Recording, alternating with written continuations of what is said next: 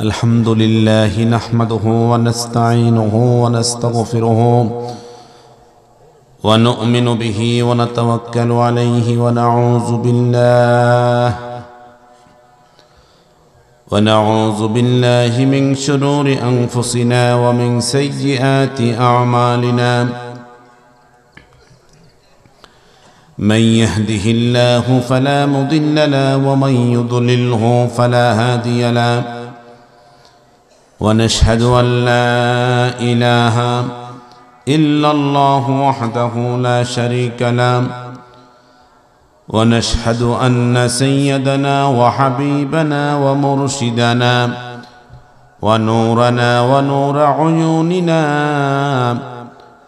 وطبيبنا وطبيب قلوبنا ومولانا محمدا عبده ورسوله صلى الله عليه وعلى آله وأصحابه وبارك وسلم الذي أرسله بالحق بشيرا ونذيرا وداعيا إلى الله بإذنه وسراجا منيرا فقد قال الله تعالى في كلامه المجيد وفرقانه الحميد সবাই মোহাব্বতে জবান খুলে পড়েন আউযু বিল্লাহি মিনাশ শাইতানির রাজিম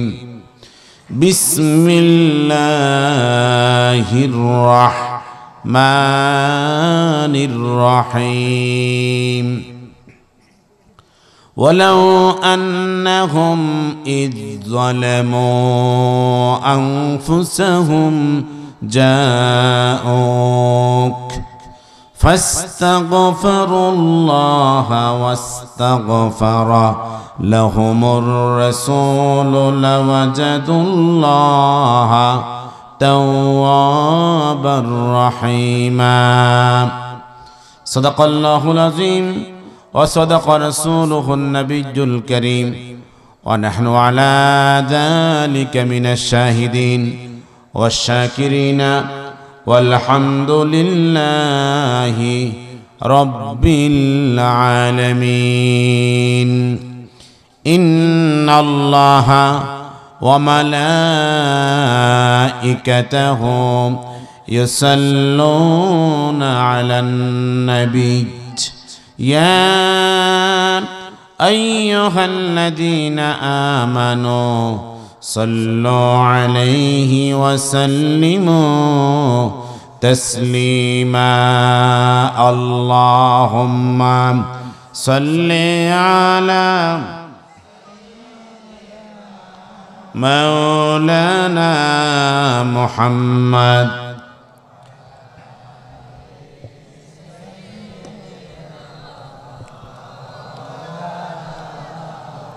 मोहब्बते जबान खोले खोले अल्लाहुम्मा भारी कर दो मौलाना मुहम्मद व अला आलि सय्यिदिना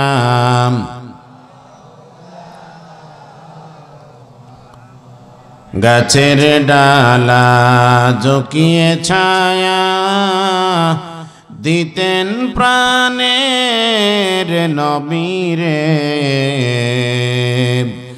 গাছের ডালা ঝুঁকিয়ে ছায়া দিতেন প্রাণের নবীরে মেঘমালা ওরত সদা তার মুবারক সের পরে আল্লাহুম্মা সাল্লি মাওলানা মুহাম্মদ ওয়া আলা আলি সাইয়্যিদিনা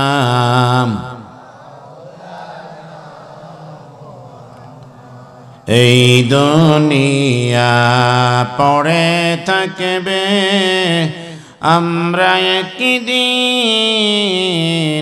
থাকব না। সবাই মোদের ভুলে যাবে, নবীজি আপনি ভুলেন না। আল্লাহুম্মা সাল্লি আলা মাওলানা মুহাম্মদ ওয়া আলা আলি সাইয়্যিদিনা।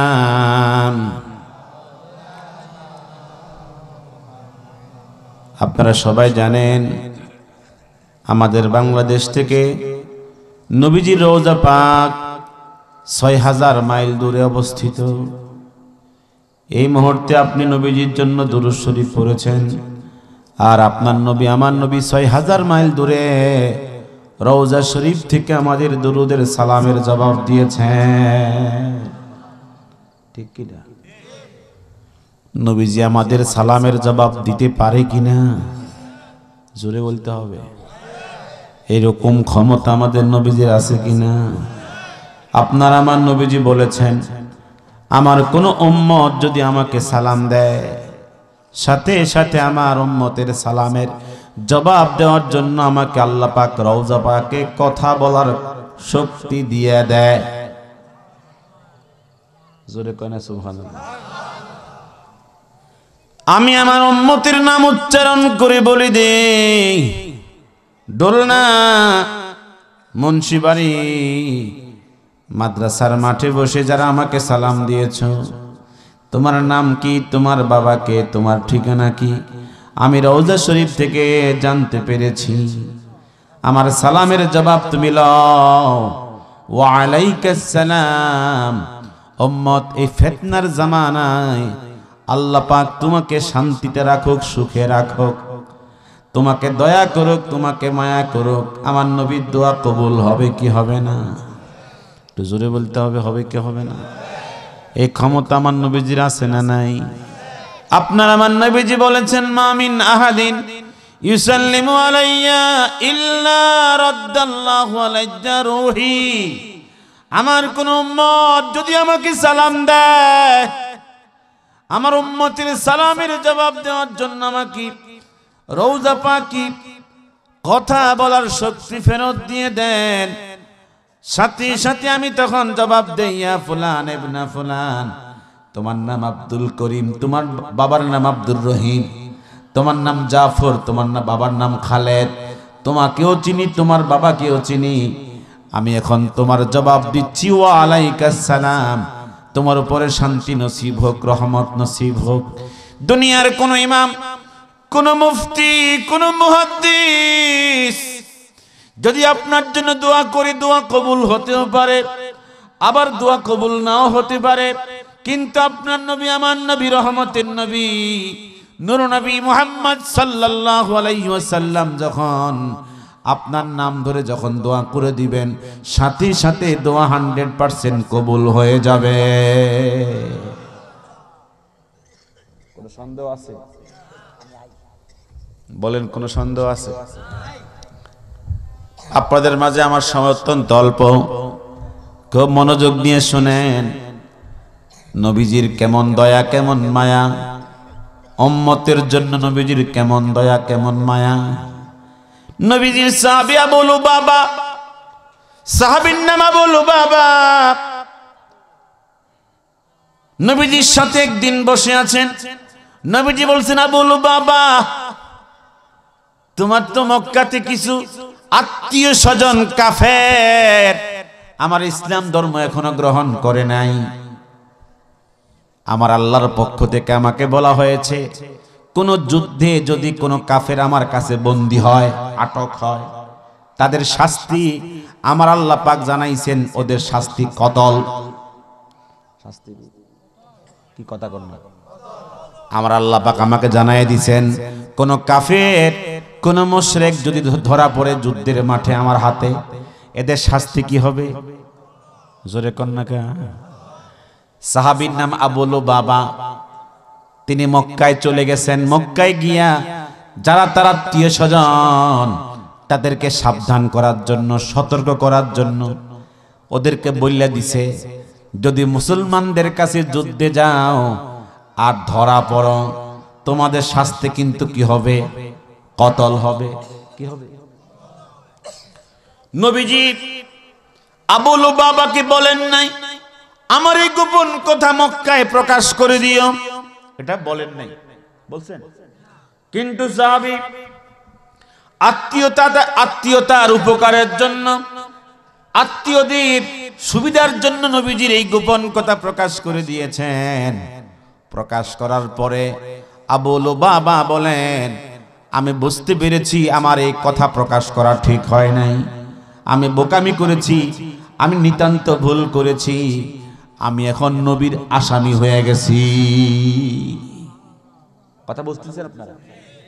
আমি নবীর আসামি হয়ে গেছি। বাজারে গিয়া রশি কিনলেন। কি কিনছে? রশি কিনলেন আবু লুবাবা। রশি কিনে বলছি, ও আমার সাথীরা আমাকে বাঁধো, আমার হাত বাঁধো, পা বাঁধো, আমাকে বাইন্দা মদিনায় নিয়ে যাও, আমি আমার নবীর আসামি, আমি আসামির মতো আমার নবীর কাছে হাজির হতে চাই। মারহাবা, জোরে কোন। ঘুমাইতেছেন নাকি? জোরে কোন মারহাবা। একটা তাকবীর দেন, নারায়ে তাকবীর। একটু হাত তোলেন।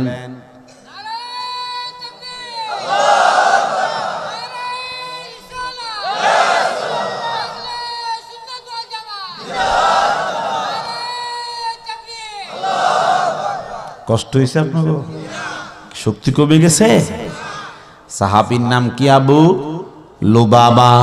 বলেন নামটা কি? আবু লুবাবা। হাত বেঁধে পা বেঁধে মদিনায় উপস্থিত। নবীজির মসজিদের সামনে একটা ফিলার, এই ফিলারের মধ্যে সাহাবীকে রশি দিয়ে বাঁধলেন।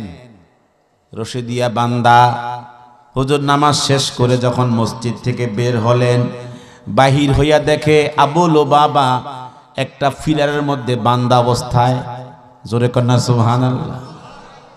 নবীজি বললেন, আবু লুবাবা তোমাকে কে এই ফিলারে বাঁধছে? তুমি কি অপরাধ করছো, কি অন্যায় করছো, তোমাকে বাঁধছে কে? আবু লুবাবা বলেন, কেউ আমাকে বাঁধে নাই, আমার বাঁধা আমি নিজেকে নিজে বাঁধছি, আমি আপনার আসামি, আমি আপনার গোপন কথা মক্কায় গিয়া প্রকাশ করে দিছি।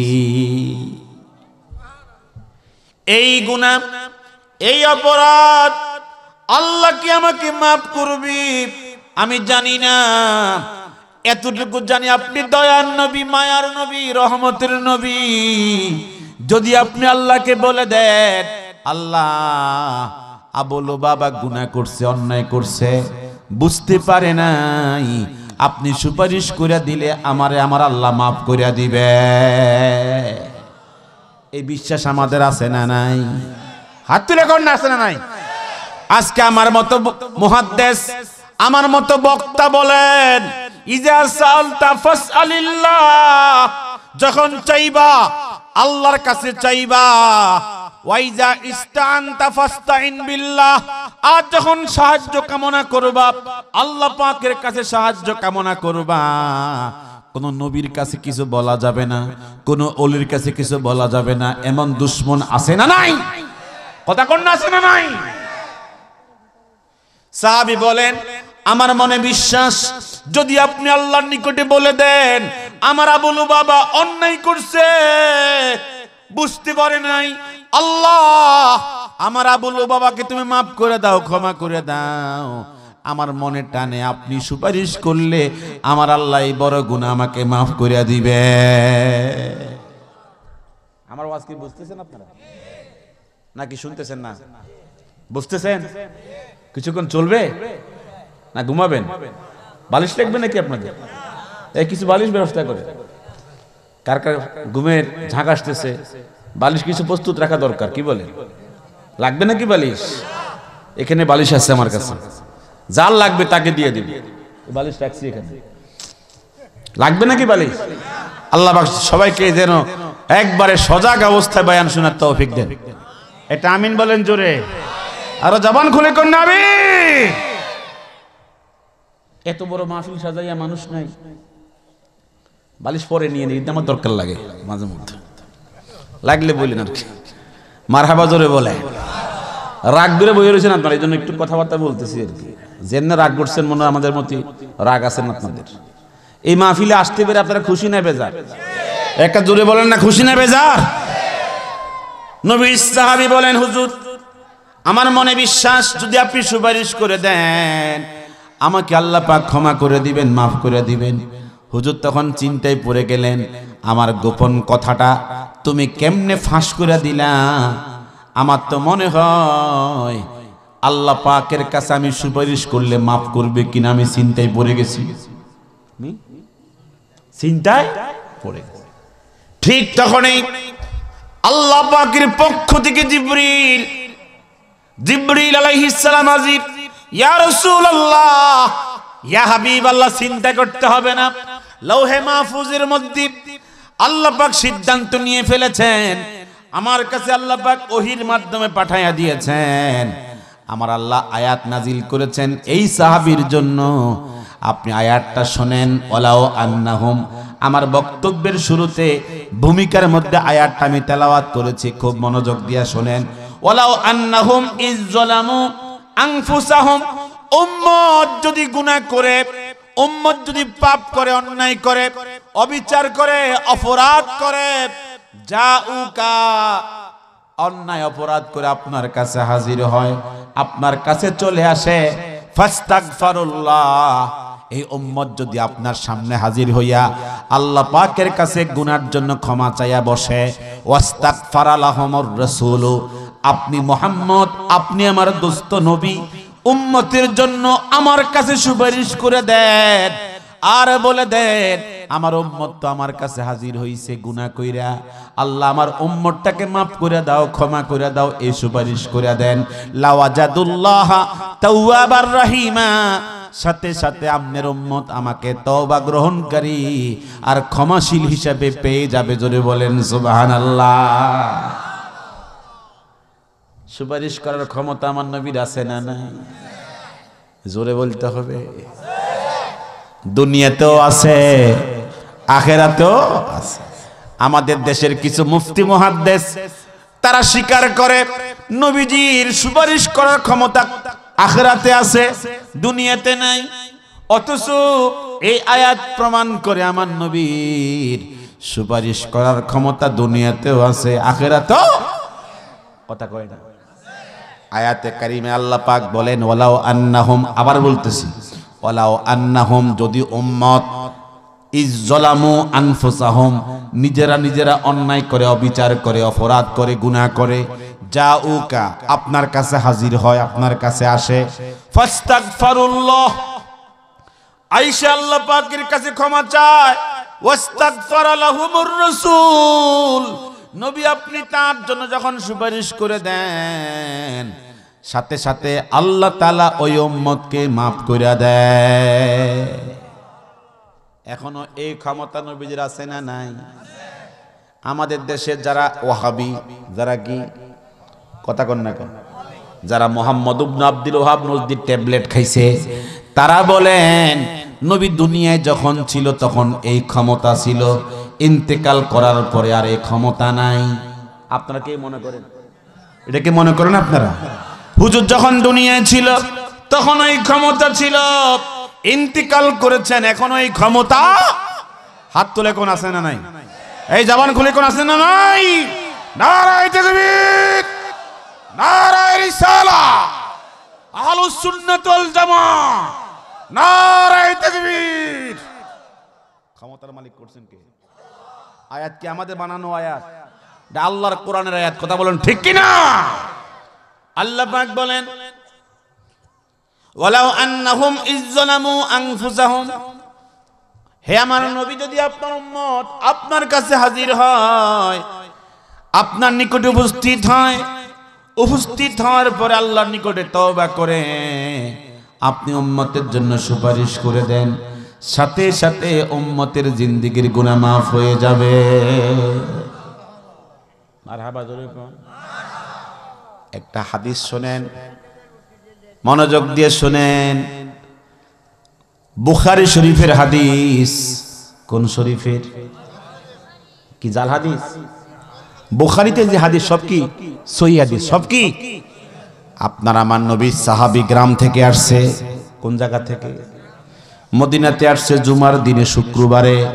হুজুরকে বলতেছে, হুজুর হালাকান নাস, এলাকার মানুষ দুর্ভিক্ষের কারণে মরে যাচ্ছে, সর্বনাশ, কোথাও বৃষ্টি নাই, আপনি আল্লাহর পক্ষ থেকে আমাদের বৃষ্টির ব্যবস্থা করে দেন। মারহাবা জোরে কোন। নবীজি বললেন, মিম্বরের মধ্যে দাঁড়াইয়া বললেন, সাহাবায়ে কেরাম হাত তোলো, বৃষ্টির জন্য হাত তোলো। সাহাবী বুদ্ধিমান, যদিও গ্রাম থেকে আসছে, ব্রেন অত্যন্ত চাঙ্গা, ব্রেন মেধা খুব ভালো, ভালো মেধা। নবীজির সাহাবী বলেন, হুজুর যখন হাত তুলেছে আমার মনে মনে ইচ্ছে জেগেছে, আমি একটু বাইর হইয়া দেখি বৃষ্টি হয় কিনা। আমি বের হয়ে গেলাম। বের হয়ে যাওয়ার পরে আকাশের দিকে তাকাইলাম, আকাশ খালি, পরিষ্কার আকাশ, কোথাও বৃষ্টি নাই, কোনো তুফান নাই। হুজুর যখন দোয়া করতেছে, দোয়ার ভিতরে দূর থেকে বড় বড় মেঘের খণ্ড দৌড়াইয়া দৌড়াইয়া মদিনার দিকে আসতেছে। হুজুর দোয়ার ভিতরে দোয়া করতেছি, এরই ভিতরেই বৃষ্টি শুরু হয়ে গেছে। আমি ভিজে গেছি, আমি তাড়াতাড়ি মসজিদে প্রবেশ করছি, তখন হুজুর দোয়ার ভিতরে বৃষ্টি শুরু হয়ে গেছে। যে হুজুর বলে, যে মুহাদ্দিস বলে চাইবা আল্লাহর কাছে, কারোর নিকটে চাওয়া যাবে না, এই মিয়ার ফতুয়া মতে তো সাহাবায়ে কেরাম মুশরিক হয়ে যায়। কথা কোন না? হে মিয়ার ফতুয়ায় তো সাহাবায়ে কেরাম কি হয়ে যায়? সাহাবায়ে কেরাম কেউ তো আল্লাহর নিকটে বলেন না আল্লাহ বৃষ্টি দাও। সাহাবায়ে কেরাম নবীর কাছে আসছে, নবী আপনি আল্লাহর দফতর থেকে বৃষ্টির ব্যবস্থা করে দেন, ঠিক কি না বলেন? শুক্রবার বৃষ্টি চলতেছে, বন্ধ নাই। শনিবার গেল, রবিবার গেল, সোমবার গেল, মঙ্গলবার গেল, বুধবার গেল, বৃহস্পতিবার গেল, পরের দিন শুক্রবার হলো। 7 দিন বৃষ্টি হইতেছে আর হইতেছে, হইতেছে আর হইতেছে, বন্ধ নাই। এখন আপনারা জবাব দেন তো, বন্ধ হয় না কেন? কি কথা গেল? বন্ধ হয় না কেন? নবীজি বন্ধ কইতো, বন্ধ হইতে বলেন নাই। আল্লাহ পাক আমার নবীর দিকে ছায়া রয়েছে। আমার নবী কয় কি, বলে কি, ঠিক কিনা বলেন? বৃষ্টিতে বন্যা হয়ে গেছে, মদিনা ভাইসা গেছে। এই সাহাবী আবার নবীজির কাছে জুমার দিনে শুক্রবারে হাজির। ইয়া রাসূলুল্লাহ, কি দোয়া করলেন আর কি বৃষ্টি চাইলাম, বৃষ্টি তো আর বন্ধ হয় না। হালাকান নাস, মদিনার লোকেরা ভাইসা গেছে। সুবহানাল্লাহ, আরো জোরে কোন না। বৃষ্টির কারণে মদিনার লোক ভাইসা গেছে। হুজুর একটু দোয়া করেন। আগে শুক্রবারে দোয়া করছে এভাবে, হুজুর পরে শুক্রবারে দোয়া করে এভাবে, লা আলাইনা, মদিনায় দিও না, লা আলাইনা। এমনে দে, এমনে কর, এমনে না, কেমনে? কথা কই, কেমনে? লা আলাইনা, মদিনায় দিও না, বাল হাওয়ালাইনা, মদিনা থেকে দূরে নিয়ে যাও, মদিনা থেকে দূরে সরায়া দাও। বুদ্ধিমান সাহাবী বলেন, আমি লাফ দিয়া দৌড় দিয়া বাইরে গেলাম। বাইরে হয়ে গিয়ে দেখি হুজুর দুয়ারের ভিতরে এই বৃষ্টির খণ্ডগুলো দৌড়াইতেছে আর পলাইতেছে। মদিনা খালি হয়ে গেছে। মদিনা কি ঘুমাননি আপনারা? মদিনা কি হয়ে গেছে? খালি হয়ে গেছে। মদিনা থেকে বৃষ্টি চলে গেছে। দেখেন আমার নবীর সাহাবী একজন সিদ্দিক, ওমর, উসমান, আলী, কত সাহাবী, সব তো আল্লাহর ওলি। কথা কোন আল্লাহর ওলি কথা বলেন নাই আল্লাহ বৃষ্টি দেন, 1 বছরের মধ্যে মরে যাচ্ছি বৃষ্টি দেন। কোন ওলির কথাই বৃষ্টি আসে নাই। কোন ওলি বৃষ্টির জন্য বলে নাই আল্লাহকে। তারা জানে আমরা বললে দেরি হবে, নাও হতে পারে, কিন্তু আমার নবী বললে তাড়াতাড়ি হবে। ঠিক কি বলেন? যখন কোন জায়গায় মোনাজারা করি, বহাস করি, বহাস বোঝেননি, প্রতিপক্ষের সঙ্গে যখন কি করি, টক্কর লাগে আর কি, মাঝে মধ্যে লাগে না, কথা কন না, লাগেনি? তখন তারা বলে হুজুর যখন দুনিয়ায় ছিল এই ক্ষমতা হুজুরের সাথে ছিল, ইন্তিকাল করছে, এই ক্ষমতা চলে গেছে, ক্ষমতা আর নাই। এই কথা বললে তখন গায়ে রাগ আসে, কথা কন। একটু কিছুক্ষণ বুঝাবো আপনাদেরকে হাদিস দিয়ে, বুঝবেন আপনারা? বুঝবেন কি কথা কোন বুঝবেন? মনোযোগ দিয়ে শুনেন। ইমাম তিরমিজি হাদিস সহিহ সনদে রওয়ায়াত করেছেন, সহিহ হাদিস। একজন নবীর সাহাবী পেটের বেদনা অস্থির, পেটের বেদনা অস্থির, একজন নবীর সাহাবী নবীজির কাছে এসেছে, দুইজনের কাঁধে হাত দিয়া নবীর সামনে হাজির হয়েছে। হুজুরকে বলি, ইয়া রাসূলুল্লাহ, আমার পেটের বেদনায় অস্থির, আমি মরে যাচ্ছি। আমাদের দেশে 20-30 বছর আগে পেটের বেদনায় মানুষ মরতো, কথা কোন না, মরতো না? ইয়া রাসূলুল্লাহ, আমাকে আপনি পরামর্শ দেন, আমি কি করতে পারি?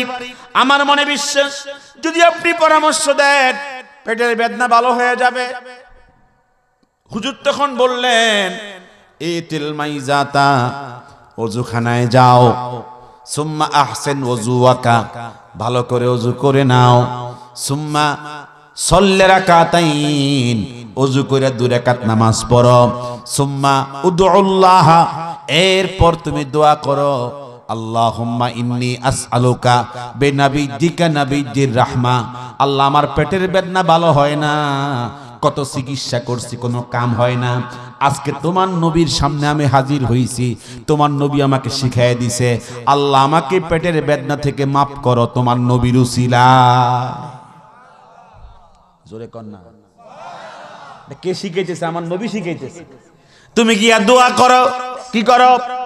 দোয়া করো, আল্লাহুম্মা ইন্নী আসআলুকা, আল্লাহ আমি তোমার কাছে চাই, পেটের বেদনা থেকে মুক্তি চাই, বিনাবিয়্যিকা নাবিয়্যির রাহমা, তোমার রহমতের নবীর উসিলা দিয়া আমার পেটের বেদনা ভালো করে দাও, দেখবা তোমার পেটের বেদনা ভালো হয়ে যাবে।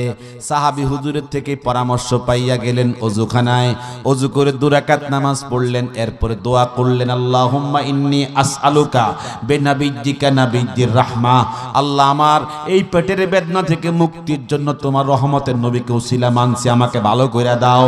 এই দোয়া করার পরে সাহাবী চলে আসলেন নবীজির কাছে। যেই সাহাবী হাদিসের বর্ণনাকারী, তিনি বলেন লোকটা একটু আগে অসুস্থ ছিল, এত বেশি যন্ত্রণায় ছিল, এখন যখন দোয়া করে নবীজির সামনে হাজির হলেন, আমরা তাকায়া দেখি এই লোক এমন সুস্থ হয়েছে, মনে হয় জীবনেও তার পেটের বেদনা আক্রমণ করে নাই। জোরে কইতেন না সুবহানাল্লাহ। এখন বলেন, নবীর ওসিলাতে সাহাবায়ে কেরাম উপকার পাইছে কি পাইছে না? কথা একটু বলতে হবে আমার সাথে। নবীর উসিলাতে সাহাবায়ে কেরাম উপকার পাইছে নাকি পাইছে না? কথা কোন, পাইছে নাকি পাইছে না? এখন বলেন, নবীর ইন্তিকাল হয়ে গেছে, এখনো কি নবীর এই ক্ষমতা আছে না নাই? এখন দলিল তো শুনতে হবে, কথা কোন, দলিল তো। এই হাদিসটা ভালো করে শোনেন, মনোযোগ দিয়ে শোনেন। ইমাম তাবরানী মুজামুল কাবীরের মধ্যে সহিহ সনদে হাদিস রওয়ায়াত করছেন। মারহাবা, জোরে কোন, আরো জবান খুলে কোন মারহাবা। এই গ্রামে মানুষ কম, এজন্য শ্রোতাও কম। কি কথা কই না, মানুষ কম, হ্যাঁ কম না, আমরা জানি না। কিছু খোঁজখবর তো নিছি গ্রামে ঢুকার পরে, কি হয়েছে, মানুষ আসে না কেন, কিছু খোঁজখবর পাইছি তো। আমরা এক জায়গায় যাওয়ার পরে আমরা ব্যাক করার মতো ওয়াজ করি না, কিছু খোঁজখবর নেই। যারা আসার তারাই আসবে, যাকে কপালে আসার ক্ষমতা নাই তারা আসতে পারবে না। কি কথা কোন না? আমরা যে ওয়াজ করতেছি, কারো খারাপ করতেছি? কোনো কিছু খারাপ করার জন্য আসছি এখানে? খেয়াল করে শোনেন, মনোযোগ দিয়ে শোনেন। নবীর ইন্তিকাল সোমবারে, দাফন হইছে বুধবারে। খেয়াল করে, ইন্তিকাল সোমবারে, দাফন কোন বারে? বুধবারে। নবীর সাহাবী আশিক নবীর সঙ্গে দেখা করার জন্য মদিনায় প্রবেশ করেছে। আসরের নামাজ জামাত হচ্ছে, মসজিদে প্রবেশ করে দেখে জামাতের ইমাম হযরত আবু বকর সিদ্দিক, মারহাবা জোরে কোন। নামাজ যখন শেষ, ওই আশেক, ওই নবীর সাহাবী বলেন, সিদ্দিক, নবীজি কোন যুদ্ধে গেলেন? হুজুর কোথায়? তুমি নামাজ পড়াইছো কেন? নবীজি কোথায়? সিদ্দিক একবার টফ টফ করে চোখের পানি ছেড়ে দিলেন, বললেন, এই প্রশ্ন আমাকে, এখনো তো চোখের পানি শুকায় নাই। আপনি কি জানেন না গত সোমবারে রহমতের নবী, হায়াতুন নবী, নূর নবী মুহাম্মদ রাসূলুল্লাহ সাল্লাল্লাহু আলাইহি ওয়াসাল্লাম ইন্তিকাল করেছেন? জবান খুলে কোন সুবহানাল্লাহ। সাহাবী তখন বলেন, আমি তো জানি না, আমি তো অনেক মনের দুঃখ নিয়ে নবীর কাছে আসছি, আমার এই মনের দুঃখ কাকে বলবো? তিনি কাঁদতে কাঁদতে জমিনে লুটে পড়লেন। সিদ্দিক আকবর বলেন, এখন তো নবীকে বলার কোনো সুযোগ নাই, আর কাইন্দাও লাভ নাই, যান রওজা শরীফে, কিছু মনের কষ্ট সেখানে গিয়ে প্রকাশ করে আসে। মারহাবা কো।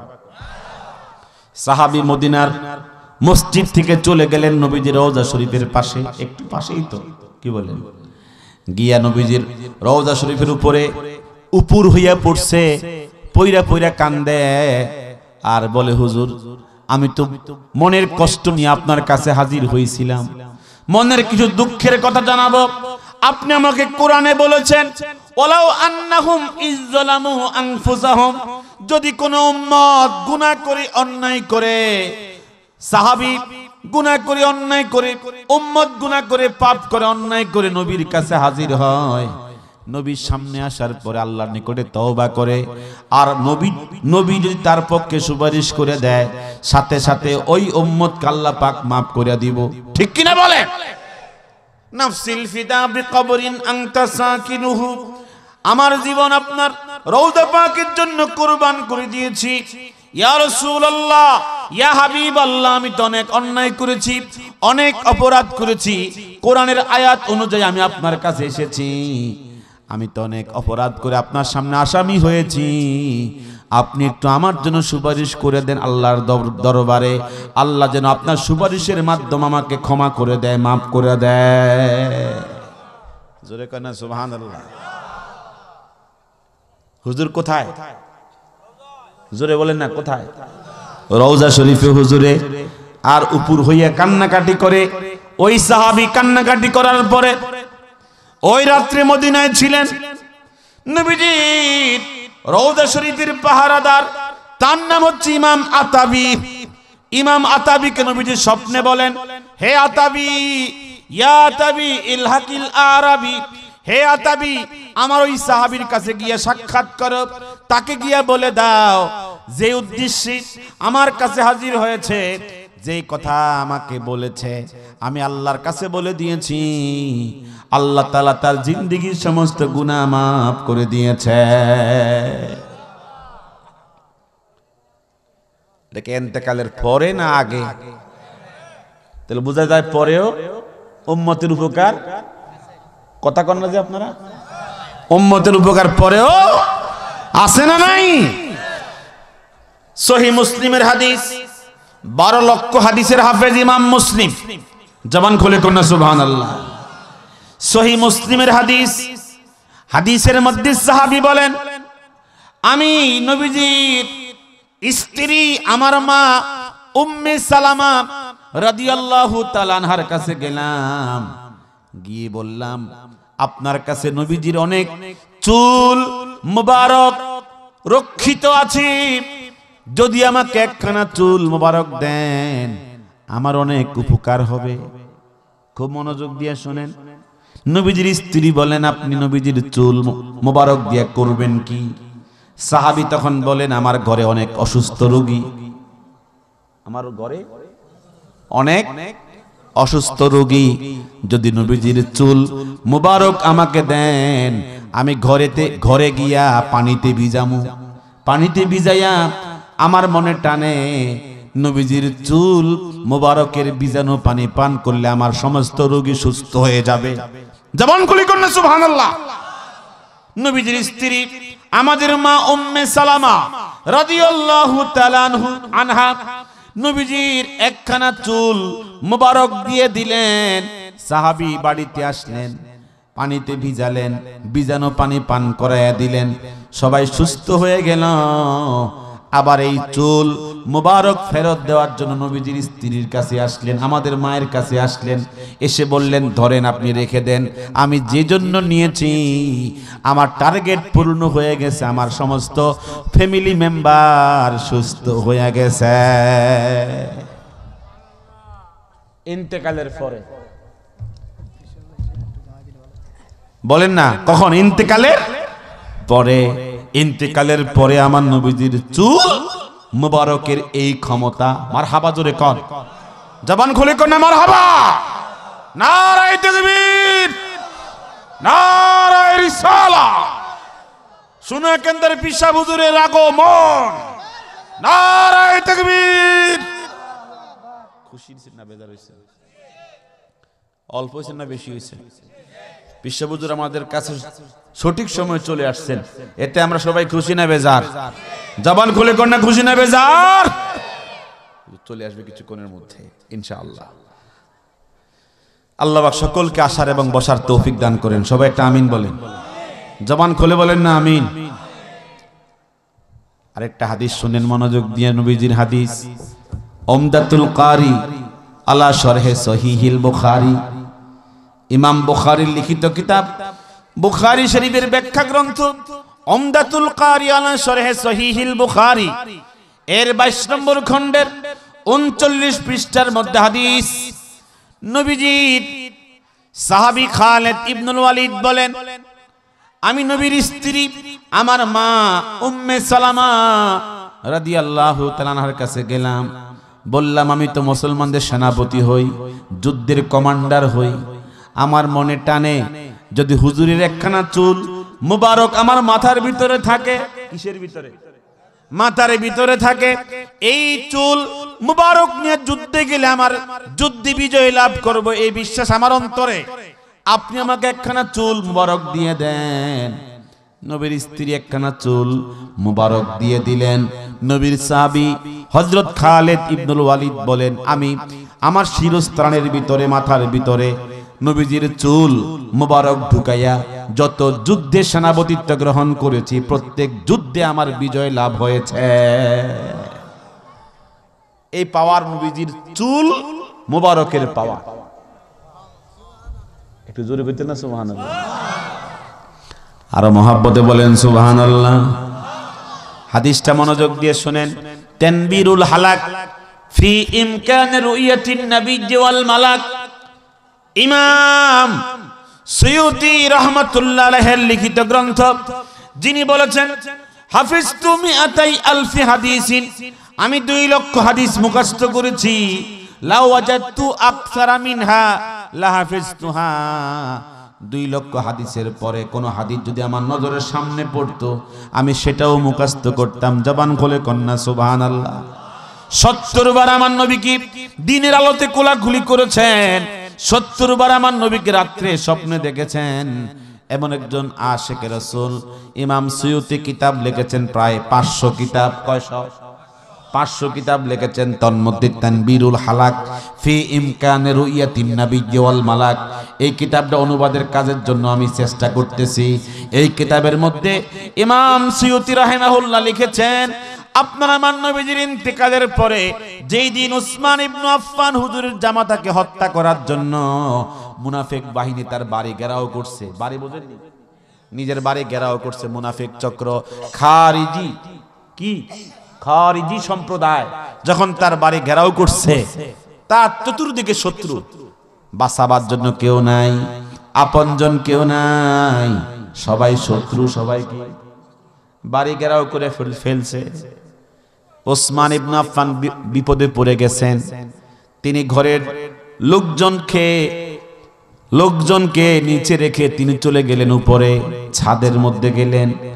ছাদে যাওয়ার পরে তিনি চেয়েছেন কিছুক্ষণ সেখানে বিশ্রামে যাবেন, কিন্তু এই মুনাফিক চক্র তাকে সামান্য পরিমাণ কোন রকমের সুযোগ দিল না, চতুর্দিক থেকে তীর আর বর্ষা নিক্ষেপ শুরু করেছে।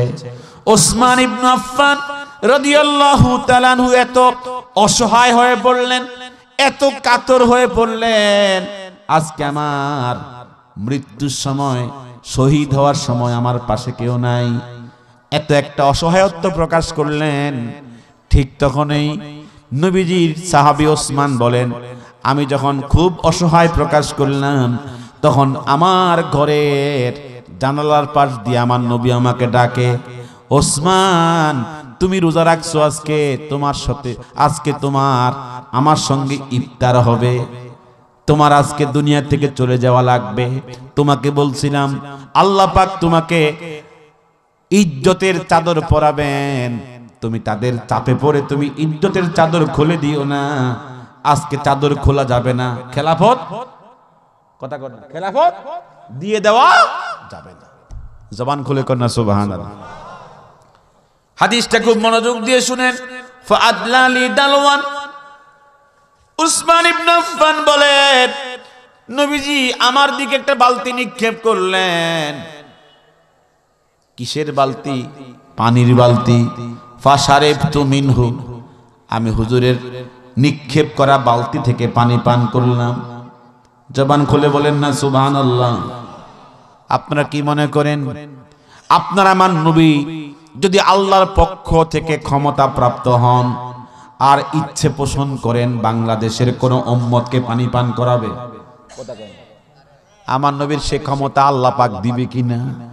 কথা কোন দিবে কিনা? এই ক্ষমতা আমার আল্লাহ পাক আমার নবীকে দিলে অসুবিধা আছে কারো? জোরে কোন আছে? ইমাম শরফুদ্দিন বলেন, আমি কবিতা লিখলাম, হুয়াল হাবিবুল্লাযী তুরজা শাফাআতুহু লিকুল্লি হাওলিন মিনাল আহওয়ালি মুক্তাহিমি। আপনি এমন নবী, আপনি এমন নবী, দুনিয়ার সমস্ত উম্মতির বিপদ আপদে আপনি সুপারিশ করতে পারেন, এটা আমার আকীদা, এটা আমার বিশ্বাস। জবান খুলে কন্যা সুবহানাল্লাহ। হুয়াল হাবিবুল্লাযী তুরজা শাফাআতুহু লিকুল্লি হাওলিন মিনাল আহওয়ালি মুক্তাহিমি। মুহাম্মাদুন সাইয়্যিদুল কাউনাইনি ওয়াস সাকালাইন ওয়াল ফারিকাইন মিন আরাবি ওয়া মিন আজামি। নাবিয়্যুনাল আমিরুন নাহি ফালা আহাদুন আবাররা ফি কাউলিন লা মিনহু ওয়ালা নাআমি। মাওলায়া সাল্লি ওয়া সাল্লিম দাইমান আবাদা আলা হাবিবিকা খায়রিল খালকি কুল্লিহিম। লিখতে লিখতে 300 লাইন কবিতা লিখলেন শরফুদ্দিন। এখান থেকে তার নিচ পর্যন্ত অবশ মানে প্যারালাইসিস, হাঁটতে পারে না, চলতে পারে না, 27 বছর পর্যন্ত অবশ। দুনিয়ার কোনো চিকিৎসা কাজে লাগে না, চিকিৎসা তাকে ধরে না। মারহাবা জোরে কোন। শরফুদ্দিন বলেন, আমি নবীর শানে কবিতা লিখলাম, লিখার পর রাত্রে দোয়া করলাম, আল্লাহ তোমার নবীর জন্য 300 লাইন কবিতা লিখেছি, আর আমি আজকে তোমার নবীর জন্য দোয়া করতেছি, তোমার নবীকে তুমি উম্মতের জন্য সুপারিশকারী বানাইছো। আল্লাহ আমার নবীর ওসিলায় আমার অবশ রোগ তুমি ভালো করে দাও। মারহাবা জোরে বলেন। আমার আল্লাহ পারে কি পারে না? জবানটা খোলে কন্যা, পারে কি পারে না? এই শরফুদ্দিন বলেন, রাত্রি গভীর হলো, আমি স্বপ্নে আমার নবীকে দেখতেছি। আমার নবী তখন বলেন, ও শরফুদ্দিন একটা চাদর আনছি, চাদর গায়ে দাও। কি গায়ে দাও? সকলে কথা কন্যা, কি গায়ে দাও? চাদর গায়ে দাও। আমি চাদর গায়ে দিলাম। চাদর গায়ে দিয়ে দেখি আমার চাদর গায়ে দেওয়ার সাথে সাথে আমার অবস্রোগ ভালো হয়ে গেছে। জোরে কইতে না সুবহানাল্লাহ?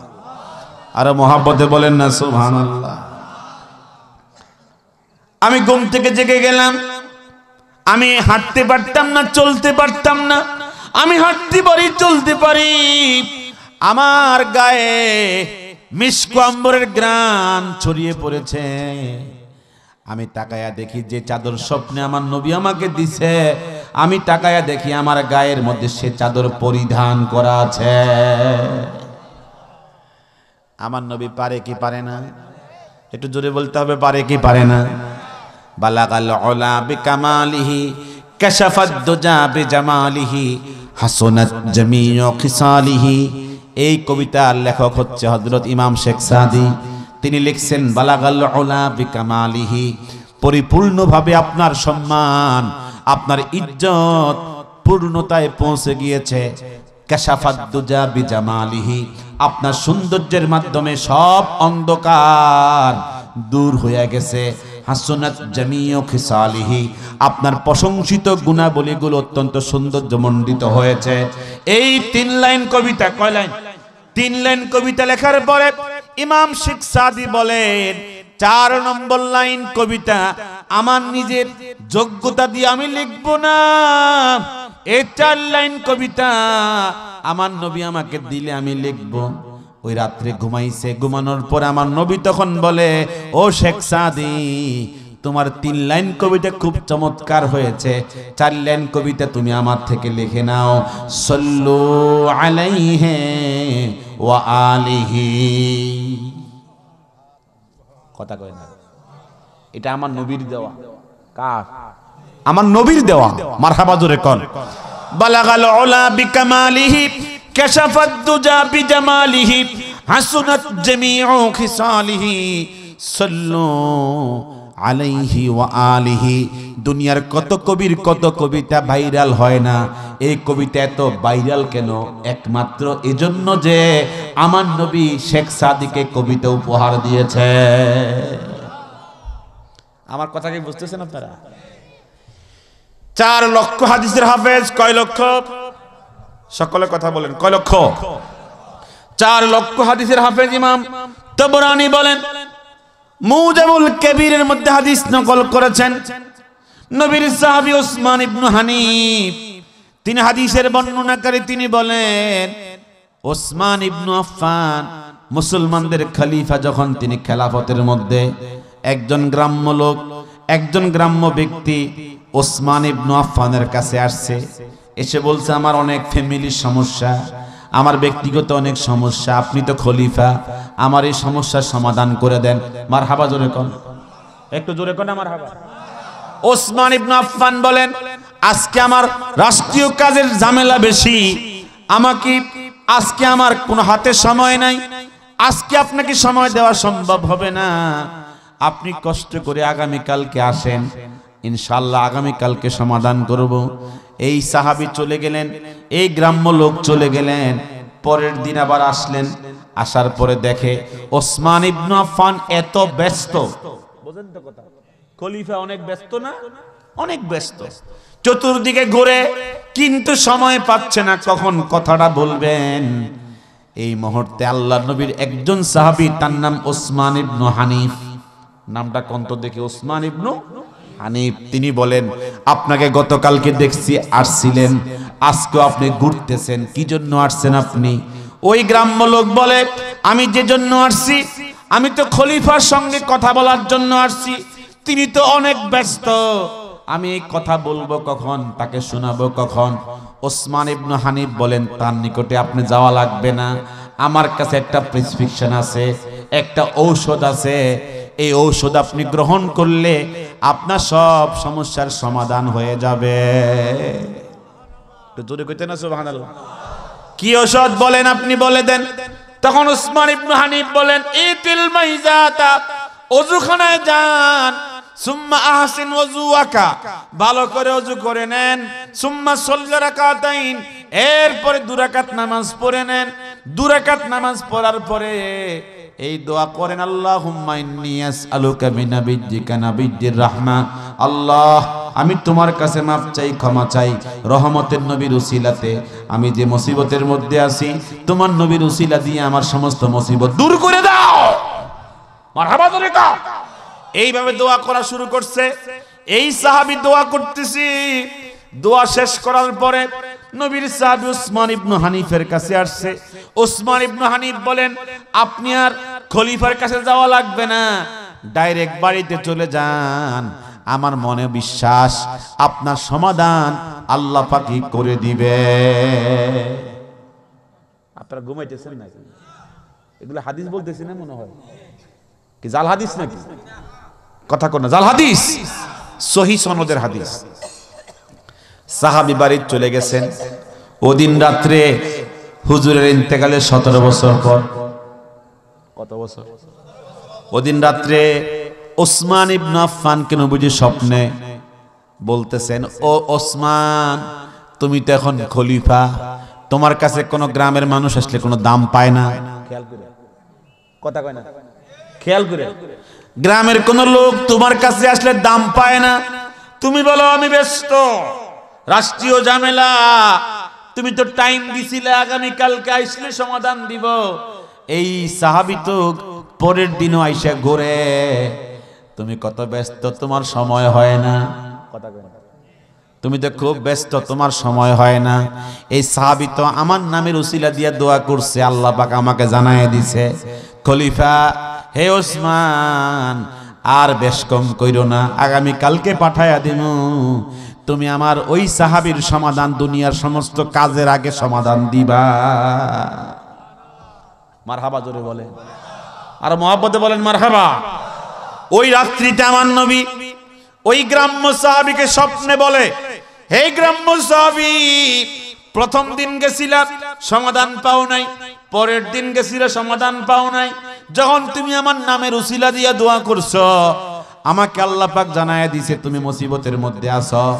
আমি যখন জানছি, আমি তখন আল্লাহকে বলছি, আল্লাহ আমার এই উম্মতের মুসিবত সমাধান করে দাও। আমি তোমাকে এখন বলে দিচ্ছি, তুমি কালকে ওসমানের কাছে যাইবা, ওসমান তোমার সব সমস্যার সমাধান করে দিবে। আমি বলে দিছি, কথা কয় না, আমি বলে দিছি। এখন আপনারা হাত তুলে কোন আমার নবী এরকম বলতে পারে কিনা? হাত তুলে কোন পারে কিনা? ক্ষমতা আছে কিনা? যারা বলে ক্ষমতা নাই, তাদের জন্য দোয়া করা ছাড়া কোনো উপায়, কথা কয় না। আপনি কি মারামারি করবেন, লাঠি ধরবেন? এখন তাদের জন্য দোয়া করা ছাড়া কোনো উপায়ও নাই। আল্লাহ পাক বুঝার তৌফিক দান করেন। একটা আমিন বলেন জোরে, জবান খুলে কর না আমিন। খেয়াল করে শুনেন নবীজির হাদিস। ইমাম দারাকুতনি হাদিস রওয়ায়াত করেছেন। ইমাম দারাকুতনি রাহিমাহুল্লাহ হাদিস বর্ণনা করেছেন, আপনার আমার নবীর ইন্তেকাল হয়ে গেছে। ইন্তেকালের পরে ওমর ইবনুল খাত্তাব যখন খলিফা, জবান খুলে বলেন না সুবহানাল্লাহ, আর মহব্বতে বলেন না সুবহানাল্লাহ। ইন্তেকালের পরে ওমর ইবনুল খাত্তাব যখন খলিফা, মদিনাতে বৃষ্টি আসে না, বৃষ্টি বন্ধ। বৃষ্টি কি? ওমর ইবনুল খাত্তাব বলেন বৃষ্টির জন্য নামাজ পড়তে হবে। বৃষ্টির জন্য নামাজ পড়লেন, দোয়া করলেন, কিন্তু বৃষ্টি আসে না। সাহাবা একরাম বললেন, মনে আমাদের কোনো কাজে কর্মে ভুল আছে। কাজে কর্মে কি আছে?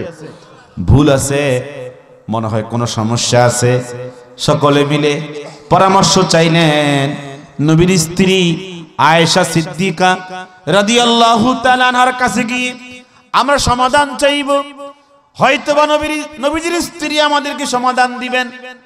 সাহাবা একরাম ওমর ইবনুল খাত্তাব সহ নবীজির স্ত্রী হযরত আয়েশা সিদ্দিকা রাদিয়াল্লাহু তাআলা আনহার কাছে চলে গেলেন, গিয়ে বললেন বৃষ্টি বন্ধ হওয়ার জন্য আমরা অনেক নামাজ পড়ছি, অনেক দোয়া করছি, কোনো বৃষ্টি আসতেছে না।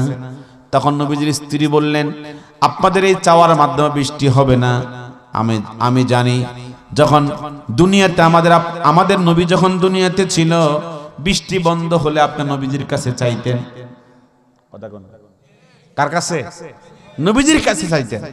এখন নবীজি দুনিয়াতে নাই, আপনারা দুনিয়াতে যতই বৃষ্টির জন্য বলেন, আমার মনে হয় সবাই রওজা পাকের কাছে গিয়ে নবীজির কাছে বলে দেন, হে নবী, দুনিয়াতে আমাদের বৃষ্টি না আসলে আপনাকে বলতাম, আপনি আনতেন ব্যবস্থা করে। এখন তো বৃষ্টি হয় না, একটু বৃষ্টির জন্য বলেন না আল্লাহর কাছে।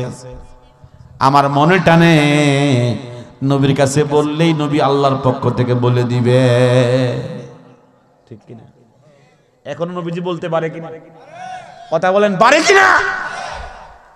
নবীর স্ত্রীর পরামর্শ মতো সাহাবায়ে কেরাম গেলেন রওজা শরীফে, গিয়ে নবীজির কাছে বলছি, দুনিয়ায় থাকা অবস্থায় আপনার কাছে বললে পরে আপনি দোয়া করতেন, আমাদের জন্য চাইতেন।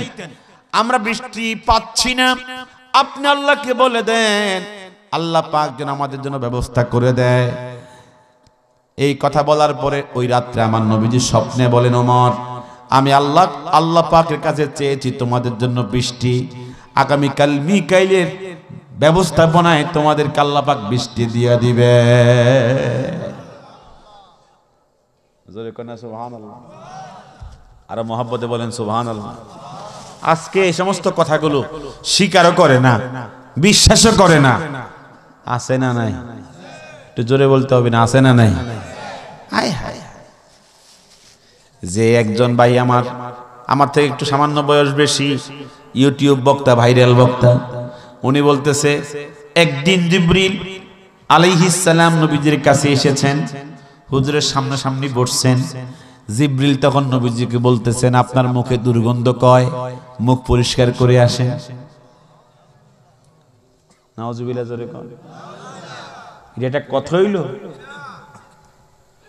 কথা কোন কথা হইল? এই হুজুরে কই পাইছে কথা? এই হুজুরে পাইছে কই? কত বড় শক্ত কথা বলছে। আমাদের নবীজির মুখে দুর্গন্ধ কয়, মুখ সরান, মুখ পরিষ্কার করেন। নাউজুবিল্লাহ, জোরে কয় না, আরো জোরে কর নাউজুবিল্লাহ। আপনার আমার নবী যখন ওযু করতেন, ওযুর পানি জমিনে পড়তে দিত না সাহাবায়ে কেরাম, খামসায়া খামসায়া সবাই গায়ের মধ্যে মাখতেন। ওযুর পানিও জমিনে পড়তে দিত না।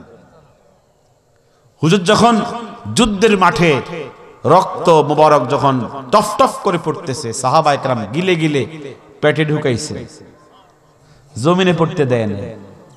কথা কোন না?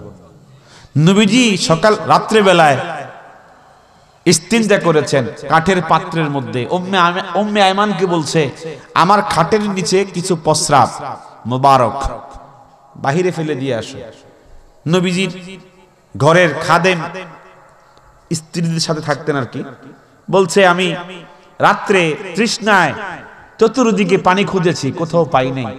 আমি সেখানে গিয়ে পাইছি যে কাঠের পেয়ালার মধ্যে কিছু পানি, এত সুস্বাদু, এত মিষ্টি, আমি তো পান করে ফেলেছি, জীবনেও এত মিষ্টি পানি পান করি নাই। হুজুর বলছেন, কাজ তো করছো, তোমার বংশে যত পৃথিবীতে মানুষ আসবে কোনোদিন তাদের শরীরের মধ্যে কোনো রোগ হবে না, কোনো বিমার আক্রমণ করবে না। জোরে বলেন না সুবহানাল্লাহ। সকল জিনিস কি আমাদের মতো? নবীজির ঘাম মুবারক আমাদের মতো? সম্পূর্ণ ব্যতিক্রম ছিল। আর যিনি বলেন হুজুরের মুখে দুর্গন্ধ ছিল, উনার মুখে দুর্গন্ধ কিয়াস করে আমার নবীকে তার মতো করে। কথা কোন? আমার নবীকে আমাদের মতো? কথা বলতে হবে, আমাদের মতো। আজকে যারা বলেন ওলি আল্লাহর ওসিলা মানা যাবে না, পীর মাশায়েখদের ওসিলা মানা যাবে না, এদের জন্য আমি দলিল দেই। আপনারা আমার নবীজি বলেন, লাম্মা ইকতারাবা আদম ওয়াল খাতিয়াতা, আদম আলাইহিস সালাম যখন ভুল করেছেন জান্নাতের মধ্যে, ফাকালা ইয়া রাব্বি আসআলুকা বিজাহে মুহাম্মদ, আল্লাহ আমি তোমার কাছে মাপ চাই, ক্ষমা চাই, মুহাম্মদ রাসূলুল্লাহ সাল্লাল্লাহু আলাইহি ওয়াসাল্লামের ওসিলা দিয়া। জবান খুলে বলেন না সুবহানাল্লাহ। আল্লাহ পাক বলেন, ইয়া আদম কাইফা আরিফতা মুহাম্মাদা, আদম আমার বন্ধুকে পাইছো কই, আমার বন্ধুকে চিনছো কিভাবে? আদম জবাব দিলাম, মা খলাকতানি, আমাকে যখন সৃষ্টি করেছো, ওয়া নাফাখতা ফিয়া রূহি, আমাকে যখন জীবন শক্তি দিয়েছ, রাফাতু রাসি, মাথা তুলেছি উপরের দিকে, ফারাআইতু মাকতুবান ফিল আরশে, আমি আরশে আজিমের মধ্যে পেয়েছি লা ইলাহা ইল্লাল্লাহ মুহাম্মাদুর রাসূলুল্লাহ। জবান খুলে কন্না সুবহানাল্লাহ। ইয়া রাব্বি ইন্নাকা লাম তাদুম্মা বিইসমিকা ইল্লা আহাব্বাল খালকি ইলাইকা, তোমার নাম তো লা ইলাহা ইল্লাল্লাহ, তোমার নামের পরেই তো মুহাম্মাদুর রাসূলুল্লাহ। আমার মনে বিশ্বাস তুমি তোমার নামের পরে মুহাম্মদকে রাখছো এজন্য যে তুমি মুহাম্মদ রাসূলুল্লাহকে সবচেয়ে বেশি আদর করো, সবচেয়ে বেশি মহব্বত করো। কথা কোন ঠিক কিনা? একটু জবান খুলে বলেন ঠিক কিনা? আমার মনে হয় তুমি সবচেয়ে বেশি আদর করো, সবচেয়ে বেশি মহব্বত করো, আল্লাহ পাক তখন জবাব দিয়া আদম কাদ সাদাকতা, আদম তুমি ঠিক সত্য বলেছ। লাউলা মুহাম্মাদুন লামা খালাকতুকা, আমার দুস্থ হাবিব বন্ধু মুহাম্মদ সাল্লাল্লাহু আলাইহি সাল্লামকে না বানালে আদম তোমাকে বানাতাম না, আসমান বানাতাম না, জমিন বানাতাম না, চন্দ্র সূর্য গ্রহ নক্ষত্র কিছুই বানাতাম না। ঠিক না বেঠিক? কথা বলেন ঠিক না বেঠিক? নবীর অস্তিত্বই মানে না, অস্তিত্বই কি মানে না, আছে না নাই? আমার আপনার নবীজি বলেছেন, চমৎকার হাদিস খেয়াল করে শোনেন, আমার আপনার নবীজি ইরশাদ করেছেন, লাম্মা খালাকাল্লাহু আদামা, আল্লাহ পাক যখন আদমকে বানালেন, আল্লাহ পাক বলেন আদম তোমার সন্তানকে দেখবা। কে কে তোমার সন্তান, তুমি কি দেখবা? আল্লাহ পাক অনুমতি দিয়ে দিলেন। ডান দিকে তাকালেন সব জান্নাতি, বাম দিকে তাকালেন সব জাহান্নামী। জবান খুলে কন্যা সুবহানাল্লাহ। আদম বলেন যারা জান্নাতি ওদের মধ্যে নবীও আছে, রাসূলও আছে। এদের ভিতরে একটা নূর জ্বলে, একটা লাইট জ্বলে, একটা আলো জ্বলে। মারহাবা। আল্লাহ পাক আদম বলে, আল্লাহ ইয়া রাব্বাল আলামিন, এই প্রজ্বলিত আলোর খণ্ড নূরের টুকরাটাকে আমাকে জানায়া দেন। আল্লাহ পাক বলেন হুয়া আহমদ, এটা আমার দুস্থ আহমদ। ওয়া মুহাম্মদ, এটা আমার দুস্থ মুহাম্মদ। হুয়াল আউয়াল, এই নূর আমার প্রথম সৃষ্টি। ওয়াল আখির, এই নূর প্রথম সৃষ্টি হলে কি হবে? দুনিয়া যাবে সবার পরে। ওয়া হুয়া আউয়ালু শাফি, এই নূর হাসরের মাঠে প্রথম সুপারিশকারী।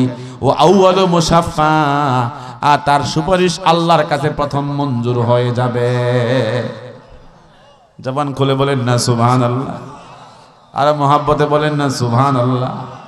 আপনার আমার নবী বলেন আনা বিশারাতু ঈসা, আমি আমার পূর্বের নবী ঈসা আলাইহিস সালামের শুভ সংবাদ। ওয়া রুইয়া উম্মি, আমার মায়ের স্বপ্ন।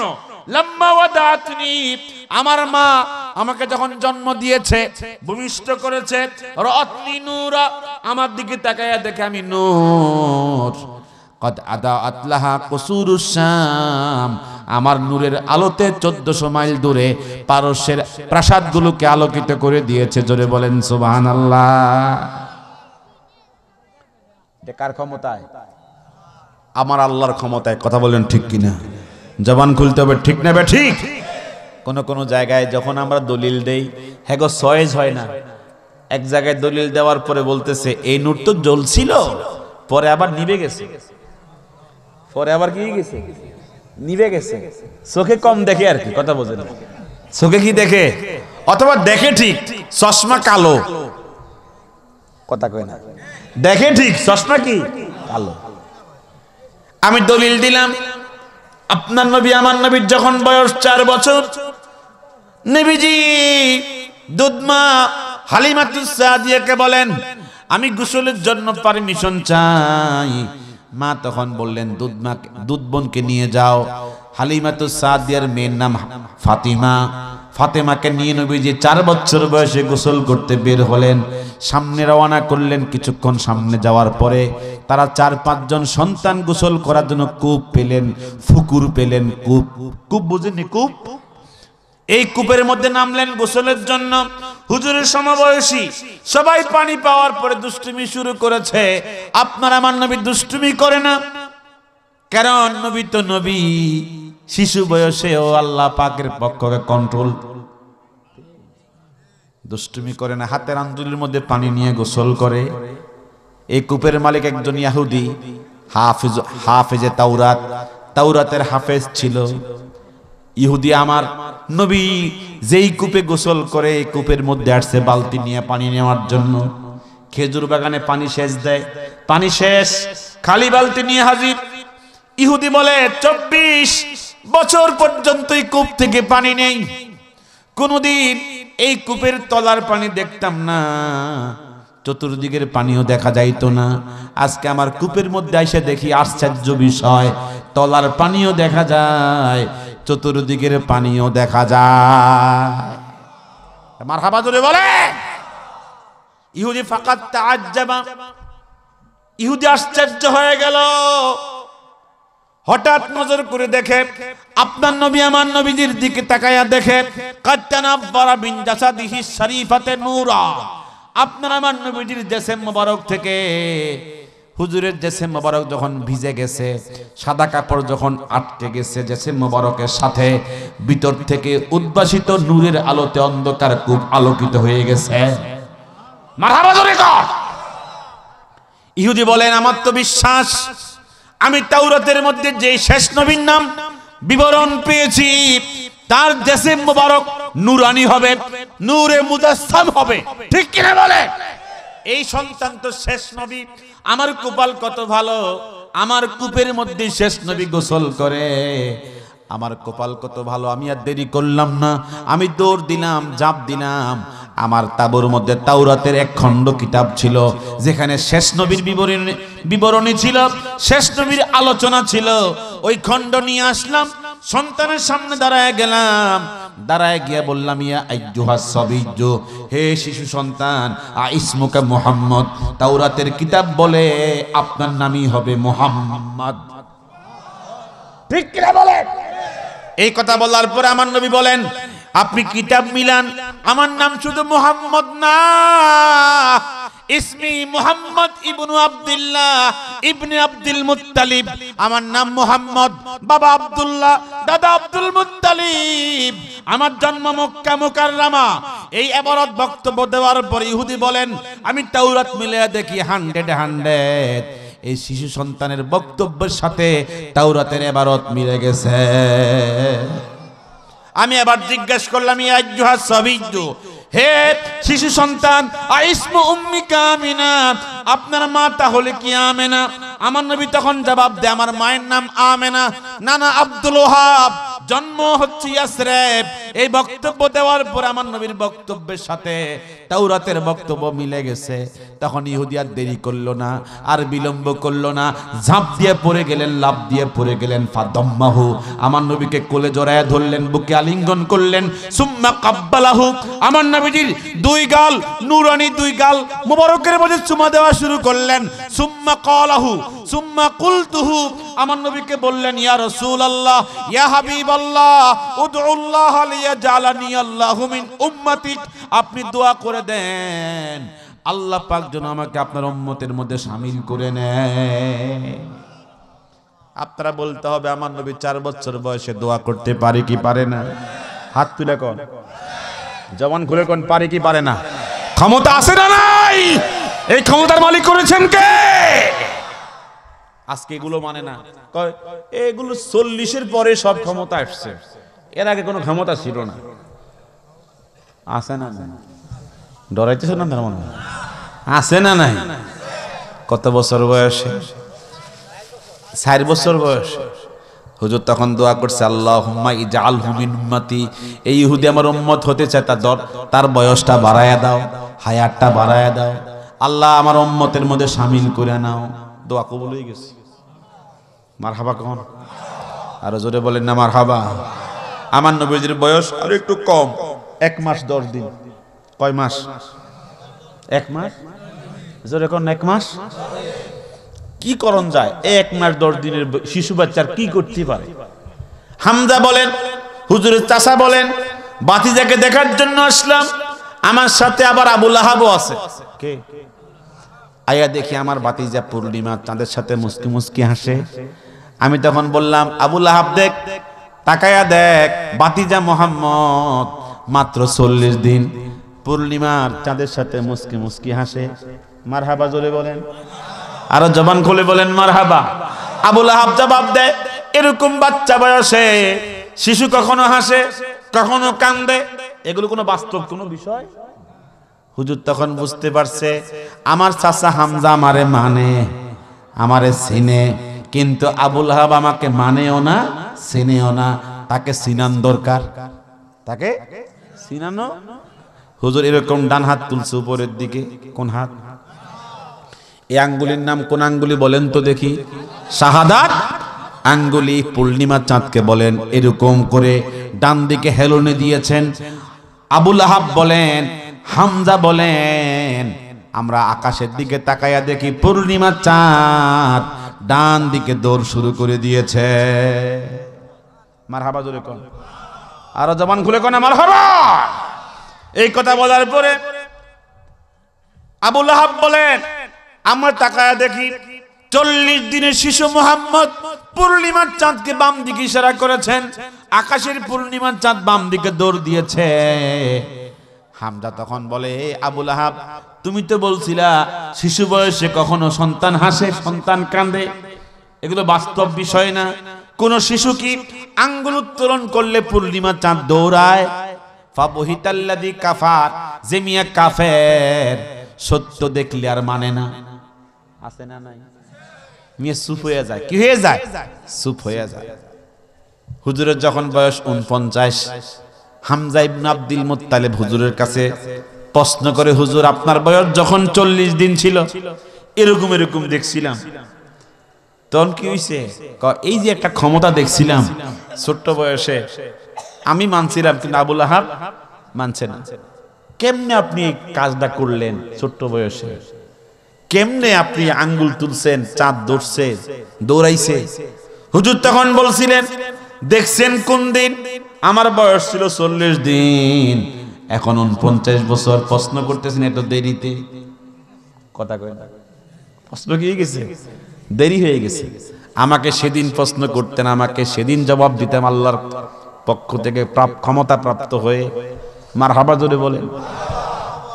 তাহলে শোনেন, আমার নবী জবাব দেন, আমার আব্বা যখন ইন্তিকাল করেছি, আব্দুল্লাহ যখন ইন্তিকাল করেছি, আমার মা বিপদে পড়ে গেছেন, টেনশনে পড়ে গেছেন। আমার সন্তান ভূমিষ্ঠ হবে, তার বাবা নাই, এতিম। কে তাকে ফুতুল কিনবে? কে তার জন্য খেলনা কিনবে? কে তাকে নানার বাড়িতে ঘুরতে নিবে, চাচার বাড়িতে ঘুরতে নিবে? কে তাকে আনন্দ দিবে? এরকম টেনশনে পড়ে গেছেন। আল্লাহ পাক যখন বুঝতে পেরেছেন আমার মা পেরেশান, আমার আল্লাহ পাক আমার মাকে তখন জানায়া দিয়েছেন, ও আমেনা তুই চিন্তা করতে হবে না, দুনিয়ার কোনো ফুতুল দিয়া তোর সন্তানকে আমি খেলতে দেব না, দুনিয়ার কোনো খেলনা দিয়া আমার বন্ধু মুহাম্মদ সাল্লাল্লাহু আলাইহি ওয়াসাল্লাম খেলতে হবে না, বরং ওই পূর্ণিমার চাঁদ আমার নবীর জন্য ফুতুল বানায়া দেব। আমার নবী যখন উপরের দিকে তাকাবে, পূর্ণিমা চাঁদ আমার নবীকে নিয়ে খেলবে। ঠিক কিনা বলে? আমার নবী যখন পূর্ণিমার চাঁদের দিকে আঙ্গুল তুলবে, পূর্ণিমার চাঁদ আমার নবীকে নিয়ে খেলবে। সুতরাং তুমি জানো, ও আমার বন্ধুর মা আমেনা, তোমার দুনিয়ার আত্মীয় স্বজন তাকে কোথায় ঘুরতে নিবে? আমি আমার দোস্ত নবীকে দুনিয়া থেকে টান দিয়ে 7 আসমান পার কইরা আরশে আজিম পর্যন্ত ঘুরতে নেব। দুনিয়ার কোনো মেহমানদারি আর করতে হবে না। জোরে বলেন সুবহানাল্লাহ। ক্ষমতার মালিক করছেন কে? তো জোরে বলতে হবে। করছেন কে? আরো জোরে বলেন, করছেন কে? এগুলো নবুয়তের আগের বিষয়, মানে দায়িত্ব 40-এর পরের বিষয় না, আগের বিষয়। আরেকটা বিষয় বলে যে আপনাদের সামনে, হুজুর 12 বছর বয়স। কত বছর? কষ্ট হচ্ছে নাকি আপনাদের? বয়স কত বছর? 12 বছর বয়সে নবীজি, খুব খেয়াল করে শোনেন, 12 বছর বয়সে নবীজি নাস্তার জন্য বসছেন, নাস্তা খাবেন। চাচার নাম আবু তালেব, বলেন না কি? নাস্তা খাইতে বসছেন, চাচাকে বলতেছে, চাচা নাস্তা কয়জনের? কয় 2 জনের, আমি আর তুমি। তো আমার চাচি আম্মা কহেরা খেয়ে ফেলছে, আমার বোনেরা ভাইয়েরা এরা খেয়ে ফেলছে। হুজুর তখন বলছেন, আমারে বাদ দিয়া আমার চাচি আম্মা খেয়ে ফেলছে, এটা হতে পারে না, ওদেরকে ডাকেন। চাচা তখন বলে, খাবার কম। আপনি চিন্তা করেন না, ডাকেন ডাকেন, মারাবা করেন। চাচি আম্মাকে ডাকেন, চাচাতো ভাই চাচাতো বোন সবাইকে ডাকেন। চাচা তখন বলে, যে পরিমাণ নাস্তা সবাই তো হবে না। হবে কি হবে না এই চিন্তা আপনার করতে, মারাবা কয় না। অনেক অনেক পীড়াপিড়ির পরে চাচা বাধ্য হলেন বাতিজার কথা শুনতে। ও অমকের মা আসো, সবাইকে ডাকছে 9 জন। কয়জন? হুজুর 1 জন। কয়জন? চাচা 1 জন, 11 জন। হুজুর বিতরণ শুরু করছে। বিতরণের পরে সবাইকে খাওয়ানো শেষ। চাচা তখন বলে, আমি তাকায়া দেখি সবাই খাইলাম, খাওয়ার পরে ওই পাত্রের দিকে তাকায়া দেখি মুহাম্মদের সামনে যে পরিমাণ নাস্তা রেখেছি এই পরিমাণ নাস্তা সমান সমান এখনো বাকি রয়ে গেছে। আস্তে কোন জোরে কইছেন না। আমার ভাতিজা কয় এগুলো রাইখা দেন আগামী কালকের জন্য। আমরা রাইখা দিলাম, পরের দিন নামাইছে খাওয়ার জন্য, খাইতেছে পরের দিন বিতরণ করতেছি আমি। আমার চাচা বলেন আমি তাকায়া দেখি যেই পরিমাণ গতকালকে ছিল সবাই খাওয়ার পরে আবার আগের মতোই রইছে। আবার পরের দিন নামাইছে। আমার চাচা আমারে কয় কমে না কা, আজকে কমাইলাম, আজকে শেষ করিলাম, আজকে শেষ হয়ে গেছে। চাচা তখন বলে রহস্য বুঝলাম না। রহস্য কি বুঝলাম না। আমার নবী তখন বলেন রহস্য বুঝবেন কি, যদি আমি চাইতাম 1 মাস খাইলেও শেষ হইতো না। এটা আমার নবী, বরকতের নবী। বুখারী শরীফের হাদিস। জাবের বলেন আমার স্ত্রীর সঙ্গে পরামর্শ করলাম, নবী তো 1 মাস ধরে খন্দক খনন করতেছি, খানা পিনা নাই, হুজুরকে একটা দাওয়াত করি।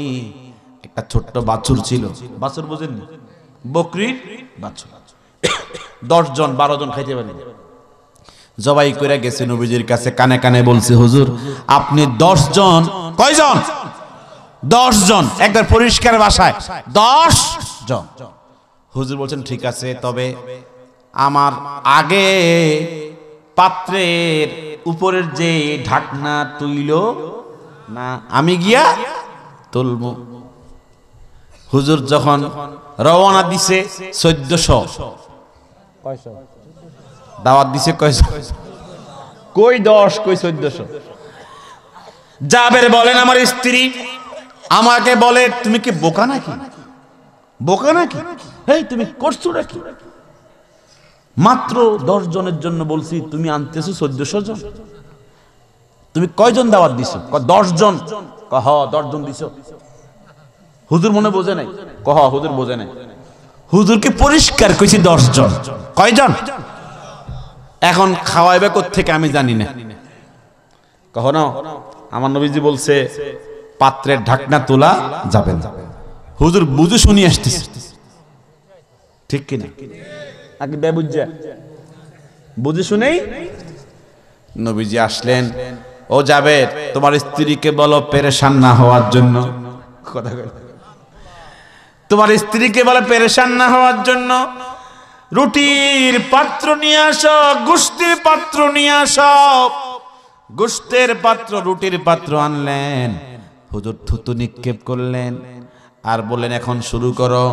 1400 সাহাবীকে গোশত রুটি দিয়া শেষ করলেন।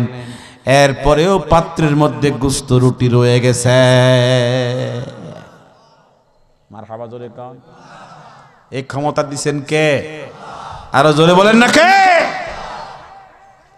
হুজুর সফরের মধ্যে কারো কাছে কোনো পানি নেই, ওযুর পানিও নাই, খাবারের পানিও, পানি একবারে শেষ। সাহাবী বলেন হুজুর এত লম্বা সফর, পানি তো শেষ, এখন তো দোকানে পানির বোতল কিনুন যায়। তখন কিরকম ছিল নি? এখন পানি পাইবেন কই? সামনে গেলেন একটা কূপ, একবারে শুকনা ফাইটে গেছে একবারে। কথা কোন মরুভূমির কূপ, কোনো কিছু নাই, কিচ্ছু নাই। হুজুর এই কূপের দিকে থুতু নিক্ষেপ করলেন। থুতু নিক্ষেপের পর থেকে আর দেরি হলো না, নিচের থেকে পানি উঠা শুরু করেছে। পানি উঠতে আছে, অটো, কথা কই না, অটো সিস্টেম। আমাদের ঘোড়া, আমাদের উট, আমাদের গাধা, আমাদের খচ্চর, যত প্রাণী আসুদা মতো পানি পান করাইছি। যত ফুটলা, যত ভাণ্ড, যত রকমের পানির পাত্র ছিল সব পানি ভরছি, ওযু করছি, গোসল করছি, আমাদের কোনো আর পানির অসুবিধা হয় নাই। এটা আমার নবীর ক্ষমতা। কথা কোন ঠিক কিনা? দিছে কে? কথা কোন দিছে কে? তারা বলে ওসিলা জায়েজ নাই, সাহাবায়ে কেরাম পানি পায় না, আমার নবীর মাধ্যমে, ওসিলার মাধ্যমে পানি পায়। সাহাবায়ে কেরামের খানা নাই, 10 জনের দাওয়াতে 1400 জন খায়। কয় না 10 জনের দাওয়াতে কয়শো জন খায়? খাওয়ায় কে? কথা কোন খাওয়ায় কে? আমার আপনার নবী যখন 59 বছর জীবনের শেষ প্রান্তে চলে গেছেন, আল্লাহ পাক বলেন আল্লাহর ঘরে কোনো মূর্তি রাখা যাবে না, সব মূর্তি আপনি ভেঙ্গে টুকরা টুকরা করেন। সাহাবায়ে কেরাম মূর্তি ভাঙলেন, বাকিয়াতুল ওয়াহিদা। ইমাম সুয়ুতি বলেন একটা মূর্তি বাকি রয়ে গেছে। কয়টা? কথা জোরে কর না। ওয়াহিয়া সনাম কুরাইশ, এই মূর্তির নাম কুরাইশের মূর্তি, কুরাইশ বংশের মূর্তি। আমার আপনার নবী বলেন ও সাহাবায়ে কেরাম মূর্তি কি বাংশ? সাহাবায়ে কেরাম বলেন সব টুকরা টুকরা করেছি, কিন্তু একটা মূর্তি বাকি রয়েছে। মারহাবা জোরে কর, জবান খুলে কর না মারহাবা। কয়টা বাকি রয়েছে? একটা মূর্তি বাকি রয়েছে। ওয়াহিয়া সনাম কুরাইশ, এটা কুরাইশ বংশের মূর্তি। হুজুর তখন বলছেন তোমরা সব ভাঙছ, এই কুরাইশ বংশের মূর্তি ভাঙছ না কেন? সাহাবায়ে কেরাম বলে ইয়া রাসূলুল্লাহ জমিন থেকে 40 হাত উপরে এই মূর্তি নাগাল পাওয়ার কেউ নাই, কেউ নাগাল পায় না, এই জন্য ভাঙতে পারে না। হুজুর তখন বলছে আমার জামাই আমার আলী তাকে ডেকে দাও, আমি তার কান্দে উঠে মূর্তি ভাঙবো। আল্লাহর ঘরে মূর্তি রাখা যাবে না, জোরে কন্যা সুবহানাল্লাহ। আলী ইবনে আবি তালেব আসলেন, ফারাকিবান নবী সাল্লাল্লাহু আলাইহি সাল্লাম আলা মানকাবাইহি, নবীজি আলীর কান্দে উঠলেন মূর্তি ভাঙার জন্য। আলী ইবনে আবি তালেব বলেন ইনহাদ আন মানকাবাইয়া, আমার কাঁধ থেকে আপনি নেমে যান, আপনার ওজনের ভারে আমি মাটিতে গেড়ে যাচ্ছি গো হুজুর। মারহাবা জোরে কর। আলী ইবনে আবি তালেব এই কথা বলার পরে হুজুর বিলম্ব করে নাই, তাকায়া দেখে ঘামায়া গেছে, সঙ্গে সঙ্গে নেমে গেছে। আলী ইবনে আবি তালেবকে বলেন নবীজি হে আলী তুমি আসাদুল্লাহিল গালিব, বাম হাতে টান দিয়েছ, খায়বারের যুদ্ধে কামুজ দুর্গের গেট হাতে নিয়ে আসছো, 800 মণ। আজকে আমাকে আলগাইতে পারো না, ক্ষমতা গেল কই? আলী ইবনে আবি তালেব বলে আমি জানি না এত ওজন আপনি, আমি তো আগে জানতাম না, আমি তো আপনার ওজনের ভারে গিরে যাচ্ছিলাম। হুজুর তখন বললেন ঠিক আছে, আমাকে তখন তুমি আলগাইতে পারো না, এখন আমি বসি, তুমি আমার কান্দে ওঠো। আলী ইবনে আবি তালেব বলেন আপনার শরীর মোবারক পাক, মাছিও বসে না, মশাও বসে না, আমার দ্বারা সম্ভব না। হুজুর তখন বলছেন আমি যখন আদেশ করি তখন উম্মতের জন্য কোনো আদেশ ফরজ, কথা কন না, কোন আদেশ ওয়াজিব, তোমাকে উঠতে হবে, দরজা বন্ধ করে দাও, আমি হচ্ছি শ্বশুর, তুমি আমার জামাই, কেউ দেখবে না, মূর্তি ভাঙতে হবে। আলী ইবনে আবি তালেব উঠলেন কিন্তু নাগাল পায় না, ফালাম ইয়াবলুগিস সাতহা, ওই মূর্তি নাগাল পায় না, কারণ নবীজি 3.5 হাত। কয় হাত? আলী কত হাত? সমান সমান কত? তো 40 কি হইছে? আর কত বাকি রয়েছে? আরো 33 হাত বাকি রয়েছে। আলী হাত নাগাল পায় না। নবীজি বলেন তুমি কি নাগাল পাইছো? না পাইছি না। নবীজি বলেন তোমাকে হাত তুলতে কইছে কে? আমি তো হাত তুলতে বলি নাই। আজকে তাওয়াজ্জু মানে না, আজকে ফয়েজ মানে না। আমার নবী তখন বলছেন হাত এখন তোলো, এরফা ইয়াদাইকা, উভয় হাত তুমি তোলো। আমার নবীর বক্তব্যের পরে আমি হাত যখন তুললাম, ফানিলতুহা, বলার সাথে সাথে আমি নাগাল পাইছি,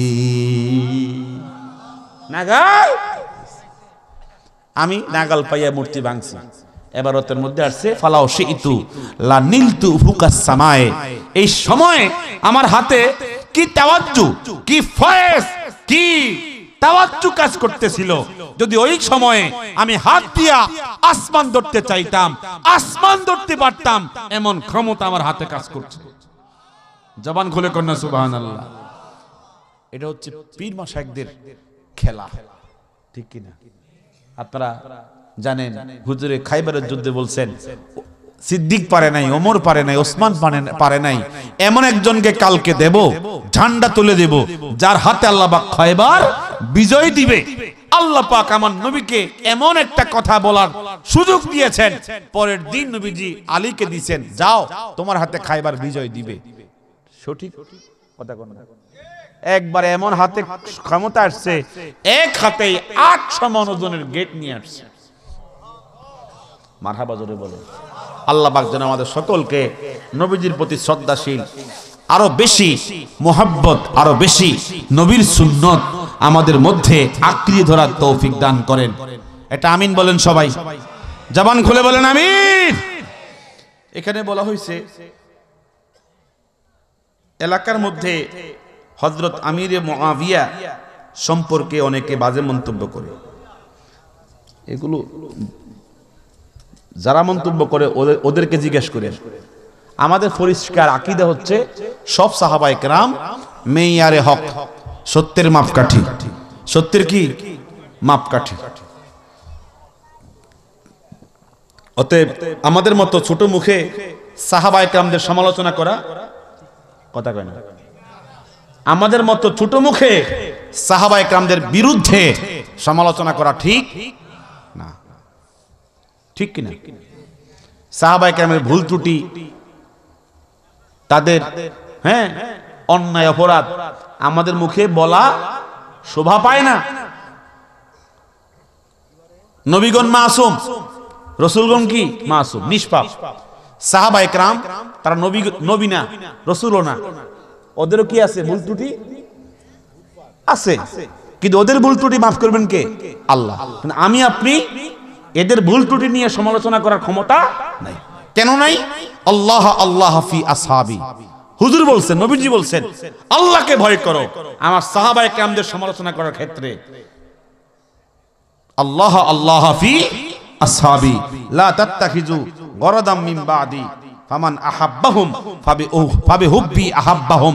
তোমরা আমার ইন্তেকালের পরে সাহাবায়ে কেরামদের কোনো ভুল ত্রুটি নিয়ে সমালোচনা করবে না। যারা আমার সাহাবায়ে কেরামদেরকে ভালোবাসে তারা যেন আমাকেই ভালোবাসে। যারা আমার সাহাবায়ে কেরামদের ভুল ত্রুটি নিয়ে সমালোচনা করে তারা যেন আমারই সমালোচনা করে। ঠিক কি না? হযরত আমির মুআবিয়া রাদিয়াল্লাহু তাআলা তিনি কি করেছেন? তার খেলাফত তার সন্তানকে দিয়েছেন, ইয়াজিদকে দিয়েছেন। কাকে? এই দেওয়াটা তার ভুল হইছে। কি হইছে? কথা কন না কা? এটা ভুল হইছে। এই ভুলের জন্য আল্লাহ পাক তাকে কি করবেন? মাফ করে দিবেন। কারণ মুস্তাহিদ যখন কি করে, ভুল করে, 1 সওয়াব পায়, আর সঠিক করলে কয় সওয়াব পায়? 2 সওয়াব পায়। অতএব তার এই ভুলের জন্য তাকে সমালোচনা করে তাকে সাহাবী থেকে বাদ দেওয়া, সাহাবী থেকে মাইনাস করার ক্ষমতা আমাদের নাই। ঠিক কি না? অতএব যারা তাদের সমালোচনা করে আমার খুব ভয় লাগে। কারণ ঈমান এমন একটা জিনিস, একটা কথা বেশ কম করলেই ঈমান শেষ। কথা কোন ঠিক কি না? একটা কথা বেশ কম করলে কি শেষ? ঈমান শেষ। অতএব সাহাবায়ে কেরামদের যদি ভুল ত্রুটি হয়েই থাকে এটা আমরা বলাও যাবে না, সমালোচনা করাও যাবে না। তাদের ভুলের ব্যাপারে সিদ্ধান্ত নেবেন আল্লাহ, তাদেরকে আল্লাহ মাফ করে দিবেন, এটা আমাদের ধারণা। কথা কোন না? তাদেরকে আল্লাহ কি করবেন? মাফ করে দিবেন, এটা আমাদের ধারণা, আমাদের বিশ্বাস। অতএব তাদেরকে নিয়ে কোনো মন্তব্য করার কোনো সুযোগ আমাদের নাই। ঠিক কি না? আর সবাই জানেন এই প্রতিষ্ঠানটা কোন দিকে প্রতিষ্ঠান? এই দোলনা, এটা নাকি এই পাশে? এখানে আবার এই পাশে ওটা কি? ওটা কি মসজিদ? আলহামদুলিল্লাহ বলেন সবাই। বলেন তো এখানে মাদ্রাসা হইছে, ভিতরে আনন্দ আসেনি?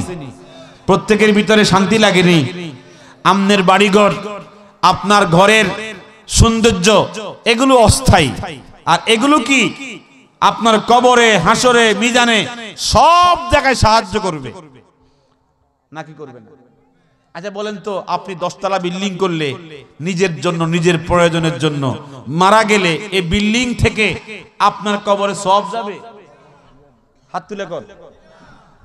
ও উনার কাছে যাবে। আপনি 5 তলা বিল্ডিং করছেন নিজের থাকার জন্য, ছেলে সন্তান থাকতে, যদি আপনি মারা যান এই বিল্ডিং থেকে সব যাবে? কে কে কোন যাবে? হাত তোলেন। কয়েকজন তুলবো, বোঝেন না? যদি মসজিদ করেন, কথা করেন, কি করেন? আপনি মারা গেলে পরে মসজিদ থেকে সব যাবেনি, মাদ্রাসা থেকে যাবেনি। এটা আমার বাস্তব সত্য কথা। সমস্ত আমল বন্ধ হয়ে যায় ইল্লা মিন সালাসা, 3টি আমল কিয়ামত পর্যন্ত কবরে যাবে। কয়টা? 1 নম্বর কি? সদকাতিন জারিয়াতিন। সদকাতিন জারিয়া, আল্লাহর ঘর, নবীজির জন্য মাদ্রাসা, এগুলো করে গেলে আপনার কবরে কিয়ামত পর্যন্ত সদকা যেতেই থাকবে। কিন্তু আমি এটা একটা জিনিস বলি, আপনারা সবাই আমার লগে মিলে কিনা এই কথা শুনেন, যেই গ্রামে বা যেই মহল্লাতে এক লোকে ধরেন না একা তার উপার্জনের টাকা দিয়ে 5 তালা করছে, কয়তালা? সকলে কথা কর না কেন? একজনেই নিজের উপার্জন দিয়ে 5 তালা করছে, ওই গ্রামে সমস্ত 1000 2000 মুসলমান মিল্লা মসজিদ করছে টিনের ঘর। কিয়ের ঘর? আমার কাছে খুব ডর লাগে, ভয় লাগে, যে মিয়া 5 তালা করলো এই মিয়ার জবাবটা আল্লাহ কেমনে নিব? আল্লাহ বলবো তোর গ্রামে তুই 5 তালা বিল্ডিং করলি, আর তোর গ্রামের মসজিদে কি কথা কয় না? তোর ঘরটা এত সুন্দর সাজাইলি, আর তুই আমার ঘরটাকে দেখলি না? কথা কয় না? কইবনি কথা কন, কইবনি? আমার খুব ডর লাগে, খুব ভয় লাগে। হে বিল্ডিং সাজাইতে সাজাইতে এই টাইলস লাগায়, ওই টাইলস লাগায়, যখন সুন্দর হয় না উঠে এলায়, আবার নতুন লাগায়, আছে না নাই? কত সুন্দর করলো, কিন্তু তার গ্রামের যে মসজিদটা একটা জীর্ণ শীর্ণ অবস্থায় পড়ে রয়েছে, একটা দিনও এ চিন্তা করলো না আমার কবরে প্রশ্ন করলে আমি কি জবাবটা দিব? কথা কন না কেন? এরকম এলাকা আছে না নাই? বহুত জায়গা আছে। এখানে মাদ্রাসা হইছে, সবাই মন থেকে বলেন, প্রত্যেকের অন্তরে এই আনন্দ আসেনি যে আমাদেরকে হয়তোবা এই প্রতিষ্ঠান, এই মসজিদ, এই মাদ্রাসা হাসরের মাঠে নাজাতের ওসিলা দিবে? ঠিক কিনা বলেন? একটু হাত তুলে কইতে হবে, ঠিক কিনা? নিজের আমল ইবাদত দিয়ে তো আর আল্লাহর নিকটে পার পাওয়া যাবে না, কোন একটা মাধ্যমে হয়তোবা মাফ করবে, ঠিক না? বা ঠিক? আজকে আমি অত্যন্ত আনন্দিত, এই গ্রামে একটি মাদ্রাসা হয়েছে, মধ্য দোলনা মুন্সিবাড়ি সুন্নিয়া মাদ্রাসা। আল্লাহ পাক যেন এই প্রতিষ্ঠানকে আরো উত্তর উন্নতি নসিব করে, এই প্রতিষ্ঠান যেন এলাকার মানুষের জন্য নাজাতের ওসিলা করে। জবান খুলে কোন আমিন। এইটা হচ্ছে টিনের, না টিনের, আর এটা কি মোটামুটি বিল্ডিং ওয়াল হইছে, ও কাজ বাকি রয়েছে, দেখা যায় না তো, ওই যে সামিয়ানার কারণে দেখা যায় না। আজকে আপনাদের কাছে আমি সোনাকান্দার পীর সাহেব হুজুর দোয়া করবে, যে আশা করে, যে নিয়ত করে আপনারা এই মাদ্রাসার জন্য দিবেন, হুজুর দোয়া করবে প্রাণ ভরে, আমার মনে টানে হুজুরের দোয়ায় আপনার নেক তামান্না, নেক আশা আল্লাহ পাক পূরণ করবেন। আল্লাহ যেন কবুল করেন।